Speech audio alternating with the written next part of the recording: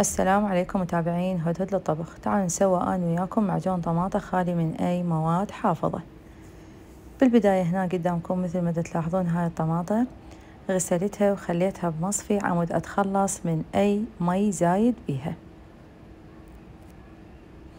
بعد ما صفيتها وكملتها هسه هنا راح أحاول أقطع الطماطة بهذا الشكل اللي قدامكم. بعد ما أقطعها كلها وأكملها هنا راح أخلطها بالخلاط. طبعا ما ضفت أي كمية مي ولا قطرة مي ضفت.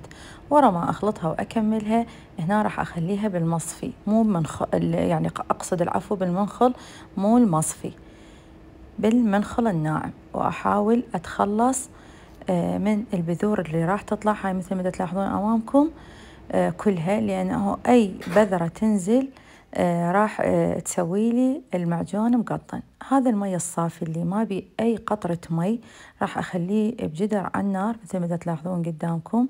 وهو أنتم هم عندكم خيارين، إما تخلونه على النار يفور أو تشرونه مباشرة على الشمس. أنا هنا خليته على النار. وشون راح أعرف استوى؟ تلاحظون هاي الوقفة اللي فوق، هاي لازم أتخلص منها. طبعا ضفت له المادة الحافظة اللي إحنا هي شنية، اللي هو الملح. الملح هذا تقريبا جدر ياخذ تقريبا 10 كيلوات، أضفت له ملعقتين طعام من الملح.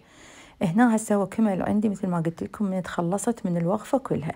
هنا أنا راح أطفيه، وهسه بما أنه الدنيا ليل راح أطفيه وأقبقه وأتركه للصبح عمود أطلعه. أهم أشره أنا وياكم على الشمس. هي بالحالتين يفور أو ما يفور هو لازم أشره على الشمس، لأن تعتبر الشمس هم هي تحاول تثخنه وهم تعقمه أكثر من عندي.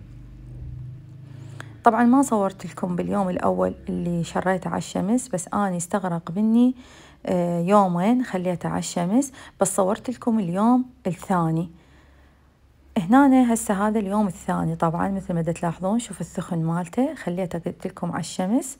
هذا اليوم الثاني، شوف الثخن مالته، شوف اللون الحمار، شوف. وسوالي كمية هم طبعا خير من الله. بعد الثخن مالته دا أراويكم إياه عن قرب، وكمية خير من الله صفت عندي. باع الكمية طبعا هاي قلت لكم أنا شريته بالصينية، وترست الصينية على المقدار اللي تاخذه، بس هي قلت لكم الشمس ويتبخر المي اللي بقى بيه فصفت هاي الكمية بيه. بعد ما كملته جبت أي علب عندي موجودة غسلتها وعقمتها، وهسه راح أحفظه بيه. بعد ضفت له المادة الحافظة مالتنا على مود تحافظ عليه من القطان، رشيت عليه على الوجه مالته ملح. وهسه أحاول أضمه بالمجمدة أو البراد. وألف ألف عافية علينا وعليكم. مع السلامة.